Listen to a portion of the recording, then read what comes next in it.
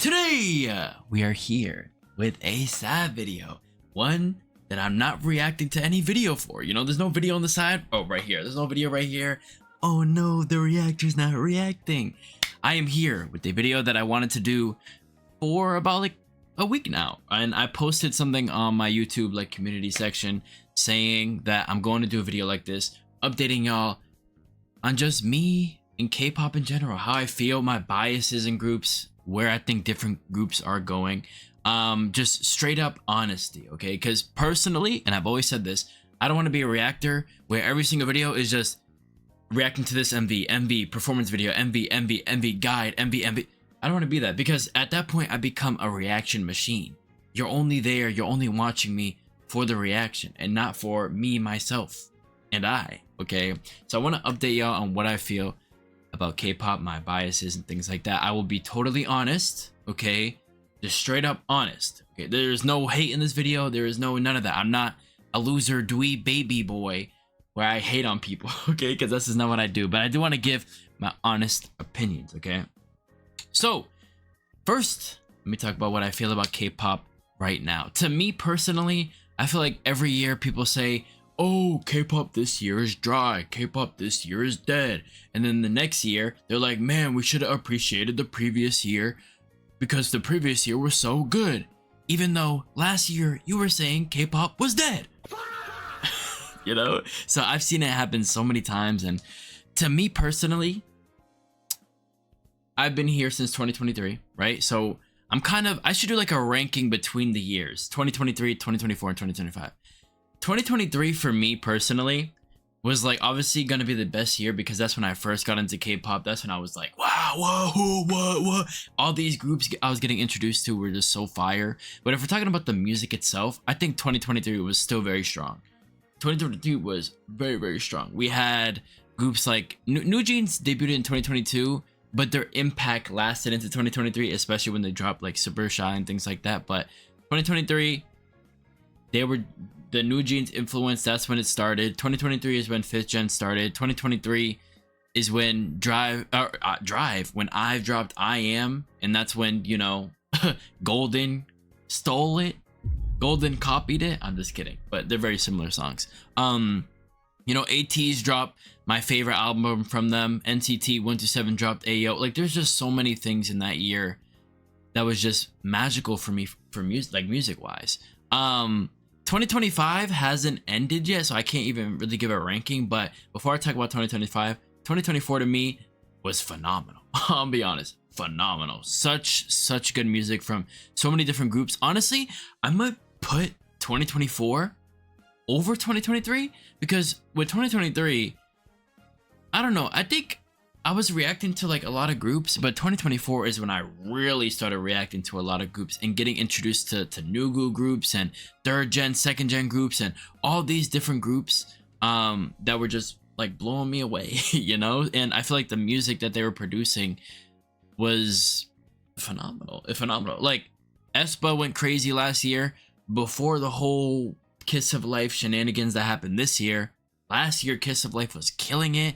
Like, there's just so many good things that were happening last year. A lot of good boy groups that were having really good years last year too. It was just crazy. It was crazy. Oh, now I'm thinking about it. 2023 had like Stray Kids too. They had S-Class. There were so many good groups, man. But the thing about this year specifically that is very different to 2024 and 2023 is that a lot of the big groups, and it's mostly been boy groups, if I'm being honest. And I'm talking about title tracks specifically, and honestly, maybe even the albums. They have been getting outdone by new groups. Or like smaller groups. Not outdone. See, this makes it seem like I'm hating. I'm not. I think my opinion this year is that a lot of the smaller groups have been killing it. And that's why I've been, even on my YouTube posts, have been pushing y'all to listen to music that is outside just the big 3 companies, you know, big 4 companies or whatever. I'm trying to get y'all out of your comfort zone because if, let's say you're someone who feels the same way about these bigger groups this year. Now I will say girl groups have been killing it. Okay, I'm someone who equally loves girl groups and boy groups. Girl groups have been eating the big boy groups up. But what I'm saying is that the smaller boy groups have been killing it. You know what I'm saying? They have been killing it. So if you're just like me and you have been slightly disappointed with what some of the bigger boy groups have been putting out, and I'm not saying it was bad, like all of them are bad.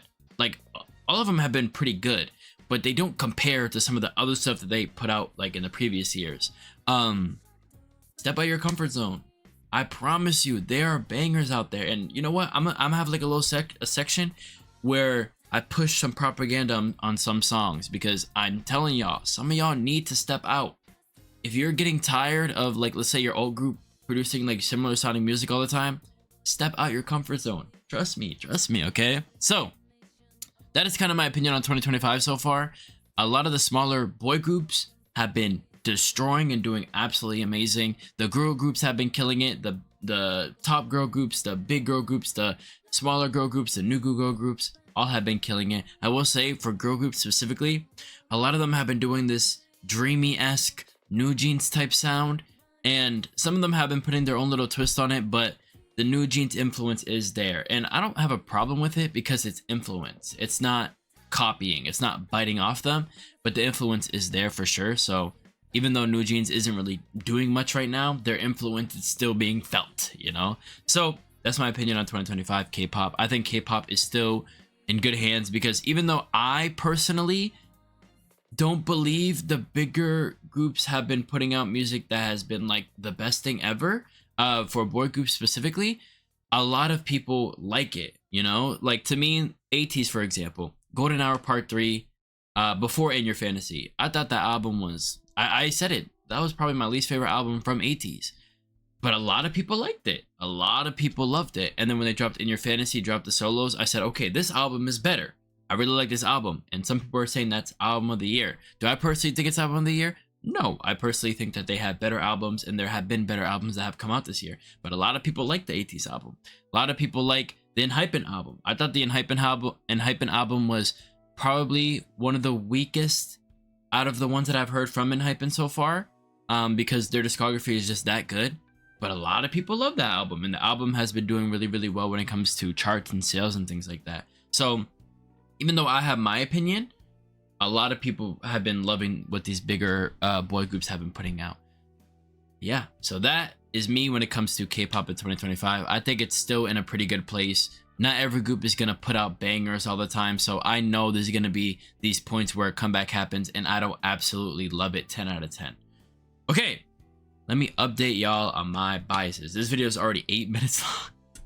I'm a yapper. Now, I'm going to read off my biases for different groups. Let me tell y'all this though, not every group is going to be included for one of two reasons. One, I'm relatively new to the group, so I don't know the members too well to even have a bias, or I don't know the group at all. Or two, I know the group very, very well. It's just I'm OT, whatever, OT8, OT7, OT5, however many members is in the group. The person I am, I tend to not have a ton of biases. Now, when I made this list, I was like, wait, I think I do have a ton of biases, but there's still plenty of groups where I just don't have a bias. So if you don't see your group here and you know I'm very familiar with that group, just assume that I don't have a bias, or I guess just know that I don't have a bias in that group, because I like all of them. Now, with who I'm about to name off, just because I have a bias, it doesn't mean like I don't like the other members. It's just like these are the standouts in these groups for me personally. Now, if you are familiar with me, you know who my number one, and matter of fact, let me, hold on. You know who my number one idol is, okay? My number one. Yes, sir. Yejin is my number one idol. I'm gonna be honest, I don't remember when that happened. You know, if anything, most of these biases, I don't remember when they became my bias. You know, when was the video where I was like, yo, this is my bias? Because if I'm remembering, when I was reacting to IVE, like Wonyoung was definitely the standout at first, if I'm remembering correctly, because it's Wonyoung. Like everyone's gonna look at her and go, wow, wowza, wowza. But I think to me, Yejin, not only from how she looks, obviously she looks good, but you know, all the idols look good, but it was just her vocals and her dancing. You know, it was really, really cool. I really liked it. And as I've were coming back, and as I was also going back to their older songs and I was getting into them, a lot of the standout parts were from her. They were from her specifically. So I don't know, just over time I was like, you know what, I think Yejin is just my favorite idol. Also, she is a big personality when it comes to variety shows, so she has like a really fun personality too. So I can watch all these variety shows or these clips from variety shows and know that whatever Yejin clip I see, it's gonna be funny, or it's gonna be informational, or it's gonna be whatever, you know. So yeah, there's that. Stray Kids, Han. It's for the most part always been Han. You know, it's kind of shifted around, and it's also been a point where I liked all of them equally, and I still pretty much like all of them equally. Even if I have a bias, I still like all of them pretty much equally. There's just like maybe like an extra percent on liking for my bias, and that's Han. This boy Han can rap. This boy Han can sing. He can dance. He's a true ace. If one thing you're gonna notice is that I really like aces. Okay, I like idols who can basically do everything. And Han, his ability to shock me rap wise and vocal wise, it's like a 1-2 punch, you know. Usually you have a rapper like Changbin, he's always gonna get you with the rapping, right? But Changbin, he can sing somewhat, but it's not like the most amazing singing. So he's not gonna be able to shock you too much singing wise compared to someone like Han, who is great vocally and can shock you in many different ways. So there's that. ATEEZ, Yeosang. Okay, now this is very recent. My bias for ATEEZ has kind of just been hopping around, not necessarily bias, but who I want to be my bias, right? Or who I was getting close to becoming my bias. Definitely at the beginning it was Hongjoong. That boy, his charisma, his rapping, just everything about Hongjoong I like a lot. And honestly, it's even thinking about it now, having Yeosang as my bias here that I put down, just thinking about the other members, I might take that back. Not to say like I think of Yeosang worse, but like all the members are good. I like all the members, but it was definitely Hongjoong at some point. It was kind of just bouncing around. Last year when I went to their concert, it was almost Mingi. Mingi's just presence on stage and his ability to perform last year's concert that I went to, it was honestly amazing. And I was like, you know what, that boy might be my bias. If you watch that video, I said he might be my bias now. This year though, different story, okay? This year, Mingi, he still had the presence when performing, but honestly, he was doing a whole lot of barking and I was a whole lot of tired, okay? Just because like the barking shenanigans, I'm okay with it, but like once you keep doing it, I'm like, all right, bro, just move on, bro, just move on. But someone who has really shocked me this year is Yeosang. Vocally, I remember reacting to one of his covers, I forgot what it was, but that boy was singing beautifully. A lot of the songs that they released this year, Yeosang has just been a member who has been constantly just shocking me. And with his solo being my favorite solo in the album, and then also going to the concert and seeing it performed and it being my favorite performance, it just makes sense. It just makes sense that my love for Yeosang has just jumped up a million this year. So that is why he's my bias right now. Okay, Kepler, Hikaru, and Xiaoting. These two have consistently been like the two shockers for me when it comes to Kepler when I was first getting into them, and even music I'm reacting to now, you know, with like bubblegum and things like that. Hikaru, the charisma, also her dancing wise, phenomenal, but rapping wise too. Anytime she opens her mouth and raps, it's always fire. Always fire. It's always fire. And every time she's on stage or I'm watching her in an MV, I get mad excited because I don't know what she's gonna do and I know it's gonna be fire. Xiaoting, just dance wise, oh, she looks like incredible in most MVs, but or not most, all MVs. Let me just not say most because that sounds crazy. Like, oh, this is one MV where she looks trash. Like, no. That's not what that means. Okay. A lot of her parts are really good too, but I really like her dance wise. Like, she is extremely talented dance wise. To me, she's also an ace, but also I just reacted to ISAC 2022 where she won the dance sport, and she blew me away. I'm not gonna lie, she blew me away. Incredible dancing skill, and it's always gonna be something that I very much appreciate from her. 17 DK. I'm gonna be honest, not much to say because he has been my bias since forever for 17. That boy can sing, that boy can dance. One of the funniest idols I have ever seen ever. Okay, probably the funniest idol. Just a whole bundle of joy when he does like his little like smile, like that big smile he got, or that big laugh he got where he's opening his mouth huge. It's just like a rush of just happiness comes upon me because of just how he's just the best, man. He's the best, man. Itzy Yeji.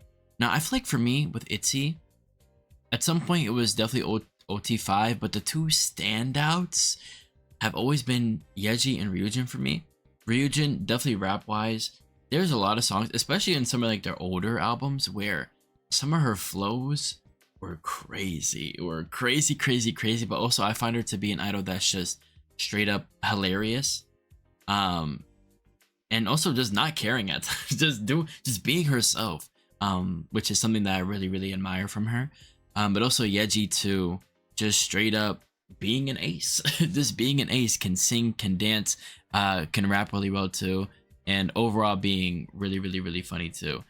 Just, you know, and then at some point it was like, you know what, I think Yeji is my bias in this group. I don't know when I made that decision, but it was just like, you know what, Yeji. It was between these two, and honestly, like the other members fluctuate too, and even sometimes as I'm continuing to react to Itzy, sometimes in my mind I'm thinking, oh wait, maybe Yuna, you know, maybe Che, maybe Leah. So it's still very hard for me for Itzy, but I'm sticking to Yeji for right now. Okay, I'm sticking to Yeji. Okay, so Artemis, Heejin, okay, and even just including just Luna. Let's say Luna, Heejin, and also Eve, and also Chu, and also like all of them, all of Luna. Okay, stan Luna. But for Artemis specifically is definitely Heejin. I like aces, okay? Like her ability to sing very well, to rap very well, to dance very well. And when she you know does her like her deep voice type thing, I'm like, ooh la la. Okay, Heejin. Also, she's just also very gorgeous. But on stage, her presence to me has always been the one to really stand out, honestly, to be honest. And for Luna specifically, like Heejin and Eve, those are probably my top two when it comes to like Luna and even post Luna stuff. Those two, just every time they're in the middle, in front, or even like on the side, or wherever they are, they're always gonna stand out to me. Always. So Heejin. Bad villain, Emma. Now, what is happening with Bad Villain? Now I heard they're having a comeback in September or October, and their last comeback was like late 2024, so it's been almost a year. I don't know what's going on with them. I don't know why they're taking mad long. I know they're under the same company as VVZ, so I don't know what's going on. I don't know what's happening. Bad Villain, I feel like their momentum has been harmed a little bit, I'm gonna be honest, because of how long they're taking. I feel like if they've been having comebacks every 6 months like most groups do, their momentum would just continue to skyrocket. But having them be this long without a comeback is actually crazy. But it could also be a thing of like people are anticipating their comeback so bad, and there's gonna be some people who go like, oh wait, I forgot about Bad Villain, they just had a comeback, all right, let me tune in. So it might be a little strategy. But it's Emma for sure. Emma is probably, I feel like for Bad Villain over time, all of them have been standing out to me, but Emma is still like the very much like standout. Okay, very much standout. I remember she did like a TikTok challenge, I don't remember what it was, and people were like, yo, she's like doing too much, like she's trying too hard. And then she did the challenge again, and then she did it perfectly, and people were like, oh, okay, my fault, I didn't know you had this in you. That was funny to see. But to me, Emma is just a straight standout. It was pretty much easy since like the beginning. I was like, you know what, it's Emma. It's Emma for me. Baby Monster, Asa. Over time, it definitely became Asa. Her verses are always fire. Her flow is always fire. And when it comes to a Baby Monster, anytime I'm about to react to them, Asa's part is the one I'm looking forward to the most. I'm like, okay, what is Asa gonna do? And all the members are very, very talented in Baby Monster. So it was very hard for me to come to saying Asa is my bias because all of them are really talented and I'm looking forward to all their parts. But I think Hot Sauce kind of like solidified it. With Hot Sauce, Asa was already my bias, but it kind of like solidified it because her verses are always fire. They're always good and they're never sloppy. A lot of rappers in K-pop, they'll sometimes have verses that can be a little sloppy where they're like stumbling over words. They try to go too fast and it doesn't sound right, or maybe they don't flow right. Asa always flows right. Always, always, always, always. Stacy Sumin, and it's for one simple reason. That girl, that woman is a cutie patootie. Okay, I don't. If you watched my recent Stacy reactions, I find her to be the cutest thing ever. Like literally, I was like, I don't remember which video it was, but it was definitely a recent one. I was like, yo, she is the cutest of the patootiest. Like I'm just gonna make her my bias just cause, you know, just because of that fact. And I heard that she was acting in a show, like she had like her little acting debut. I actually want to watch it. I don't know if it's a show or a movie, but I actually want to watch it because she's in it. Like it was just such a random moment. I was like, this idol is the cutest thing ever. Like I want to follow what she does now from now on. So it's as simple as that for me when it comes to Sumin. Sarang for Isna, easily she was my #1 pick in Island 2, so obviously she's gonna be my bias. And Isna, all around ace, can basically do whatever. With Jiyoon being out of the group now, which is so unfortunate. I don't know what Wig 1 was doing. Talking about health and stuff. I feel like it was definitely more than that. It has to have been more than that. Because barely any updates, just for them to randomly come out and say that she wants to leave. Maybe she was being mistreated and she decided herself that she wanted to leave, which is also fair, because if you're being mistreated, you definitely want to leave. I feel like she didn't want to leave. I feel like it was a case of like she was kind of forced out of it because of, again, maybe mistreatment or something like that. I'm not sure, it's just speculation, but apparently she's a soloist now, so I'm definitely going to be following her when she does that. But with Jiyoon being out of the group, that would mean that Sarang has to take more of like a vocal role, which is going to be very, very interesting too. But Sarang, she can do everything, man, you know, so that's why she's my bias. Triple S, Kotane, it was very easy. It was very, very easy. A lot of her parts and songs I really, really, really enjoy, and also just her humor, and also just how she looks. Like I remember, if you've been watching my Triple S reactions, when did I say like, okay, Tone's my bias? It was probably during Badge War, like the earlier episodes about Badge War, because I remember deciding Tone's my bias very fast. Like it wasn't like a hard thing. It was like Tone is my bias very, very fast. But yeah, just a lot of her parts in the songs that she's in tend to be ones that I really, really enjoy and are my favorites. But also her humor, which is funny. For Zykers, it's definitely Yechan, but some of the other members have been kind of pushing their way up, especially seeing them live too, and seeing some of their seeing them live, you know, opening for ATs, and also seeing them at a Hello 82 event where I was like mad close to them. Just seeing the personality of some of the other members was really, really fun, so that kind of pushed some of them up. But for me, every time that boy Yechan, he comes up and he's about to have his part in a song, I'm like, ah, that's my goat right there. So it's definitely Yechan.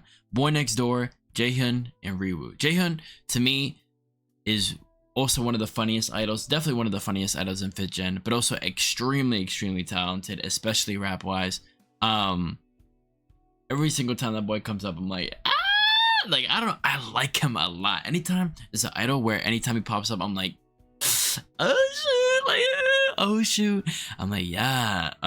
So yeah, him, and then Riwoo, there's this one cover, I don't remember which cover it was, where he had a part and he sounded so fire at the beginning. And in that moment, and especially when I was writing all these down, that sparked something in my mind where I was like, yo, he is definitely one of my biases too, because his voice is so fire and has been consistently fire throughout. Like he has never disappointed me when it comes to his voice. So he's definitely up there. From is 9, Chaeyoung. It's always been Chaeyoung. Her voice is so amazing, but also that woman is beautiful. She is. Every time on Instagram a post of hers pops up, like as soon as I open the app, I'm genuinely like, golly, she gotta be one of the prettiest idols I've ever seen. Not even that, one of the prettiest people I have ever seen ever in my life. I'm gonna be honest. And I saw clips of the Toxic performance she did. I definitely want to react to that, and also the other covers that the other members did. But I'm gonna be honest, like, to look like that and then be as talented as you are, that's like an easy pick for me. And honestly, all of From His 9 look insanely crazy. Like visually, they gotta be one of my favorite groups visually. And obviously music wise, they are insane, but visually, that group is something else. And then Young Posse, I always forget how to pronounce her name, but Sungyi,